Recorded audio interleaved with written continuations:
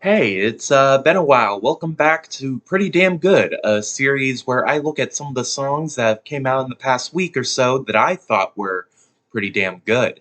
Whether it be singles, one-offs, or deep cuts, I try to highlight some of my favorites of the week in no particular order, starting off with Animals by Paris. I can imagine this being a contentious pick given that from what little I've heard of Paris's backlog, this doesn't seem to be the general sound that she goes for. It definitely seems a bit more polished and restrained, especially for a song wanting to showcase the primal instincts of a person that we don't know all the sides of. But I don't know, there's something about the melodies and the warble in Lynn's voice when the auto-tune is applied that seems really enchanting, kind of like luring in prey through hypnosis rather than straight up mauling you.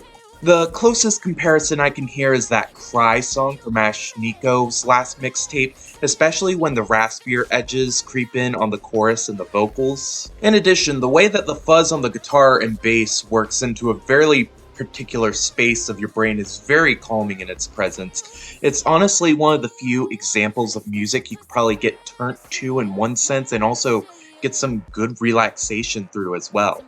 It's an interesting piece of alt-rock that I can't imagine being popular for longtime fans of Paris, but for a pop audience, this is neat in its own world. Up next, gotta represent some cool indie from the Athens circuit with Better Taste by Zach Crook. Now, if you aren't familiar with the indie pop emo scene of Athens, Zach Crook is definitely a name to watch out for, along with the whole We Bought a Zoo Records lineup. Mixing in some of the euphoria of nostalgia with the jagged edges of a fuzzy memory, this song is uniquely well aligned towards its composition, as the twang of the guitars is abrasively abused to get some tortured timbres within a breezy backdrop of synths and obscurely compressed acoustics. The way that all of these textures blend together into amalgamation where they fit like a puzzle but with unique shapes to them makes for a very nice listening experience that rewards you with each repeat, most definitely. The aging of memories here feels so palpable. The way that they mutate into like beautiful moments that can haunt you forever from your own perspective is a very heart-wrenching sentiment within the lens of a younger demographic alone. Overall, I'd say that Better Taste is a truly indescribable experience of a song that I can only hope my weird description of can make others interested in listening to it. Likewise, up next we have Do Better by Absol and Zachary. Now, this one exposed a bit of a weak spot for me with how minimally everything is being presented. With the Nick Hakim interpolation in the background and additional production from DJ Dahi, the nerves under the skin are shown pretty raw here, especially with Herb's verses on needing to improve for his own mental health and develop for all the people around who depend on him. It's kind of a subtle swell vocally and instrumentally to make this song quite the impactful listen, in conjunction with how the chorus feels so dejected in tone and effects. It also resonates within a very burdened portion of the narrative that feels genuinely satisfying if you're a record business. Alongside that, the trumpet integrated into the soul of the end portion of the song greatly get involved into the harmony and tone that Absol is definitely trying to go for here.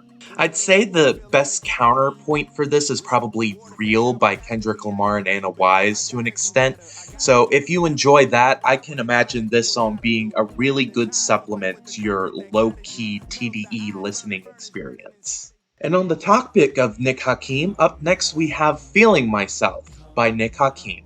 Now this comes from the latest album Cometa from the psychedelic soul singer and producer.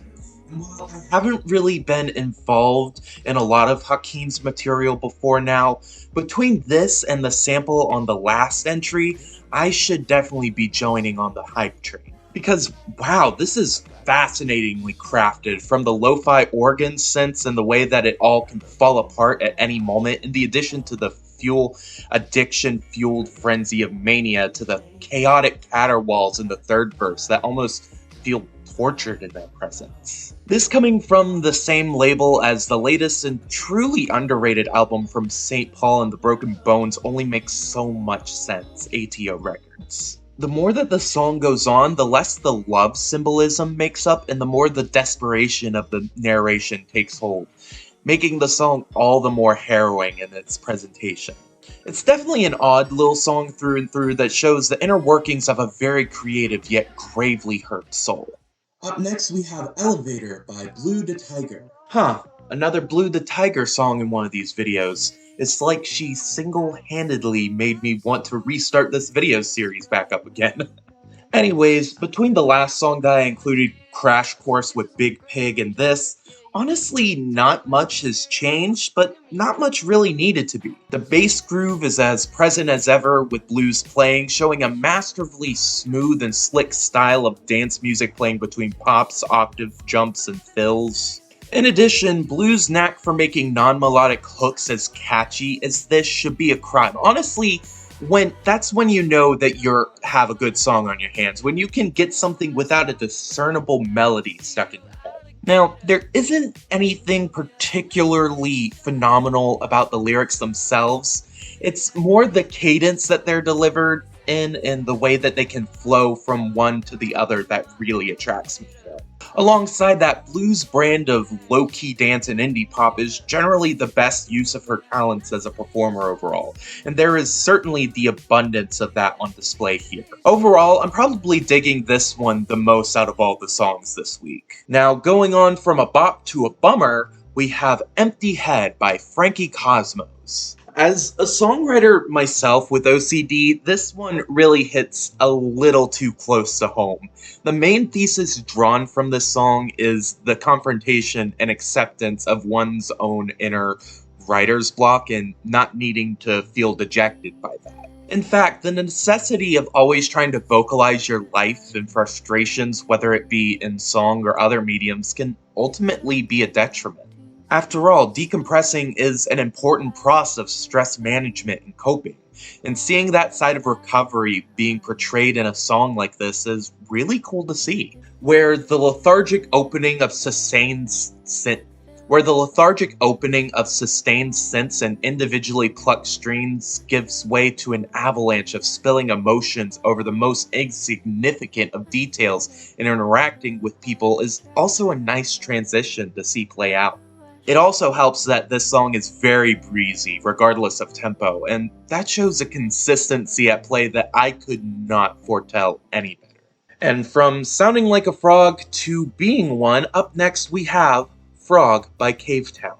Now, this is an unrelated anecdote, but the phrase frogging around has been in the lexicon of my fiance and I for the past couple months, in reference to a TikTok that we saw of two frogs holding onto each other at the edge of a pond.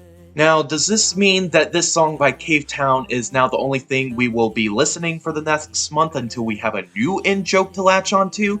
Yes. Will this impact my critique of the song? Absolutely.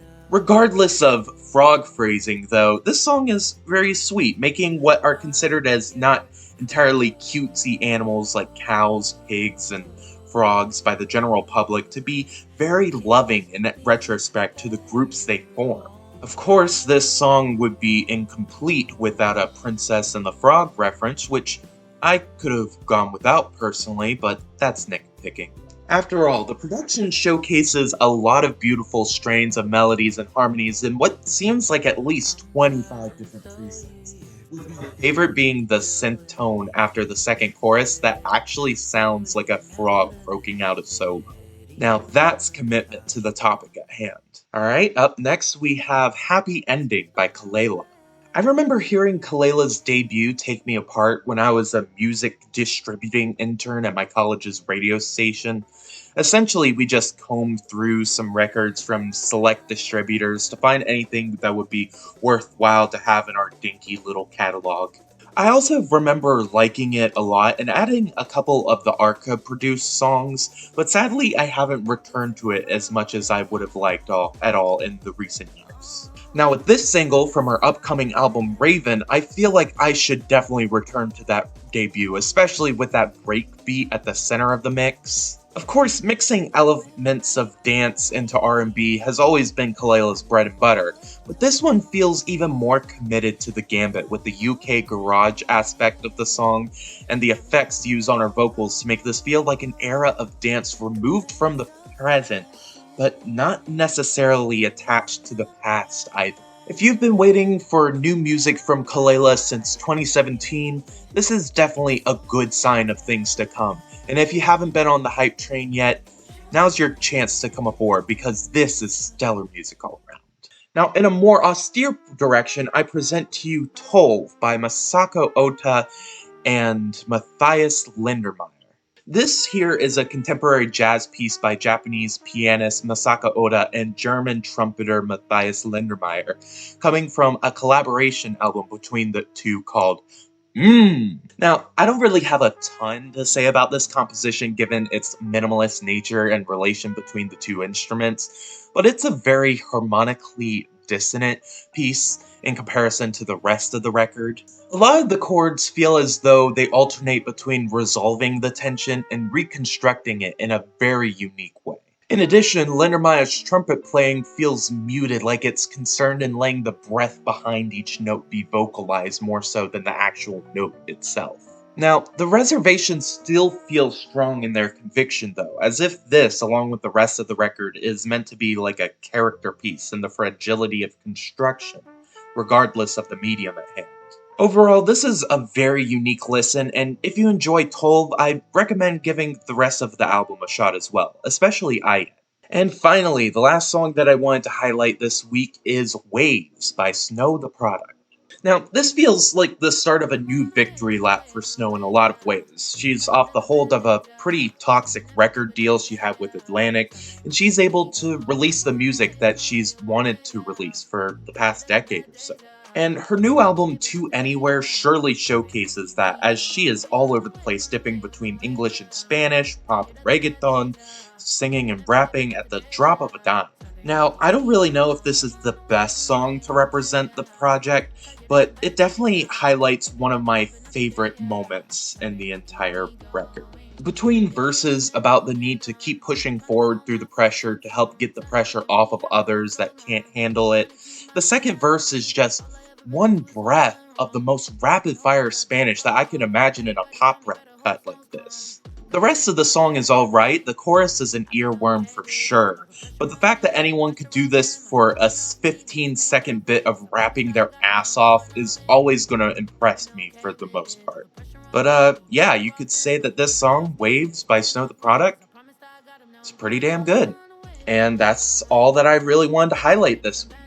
I did want to highlight some honorable mentions, though, that I couldn't fit in the best way into this episode, including Say It by Piri and Tommy, which is a pretty fun dance cut tied yet to another theme of frogs. Matinee by Smino for having some of the most dynamic vocals in any R&B cut I've heard this year.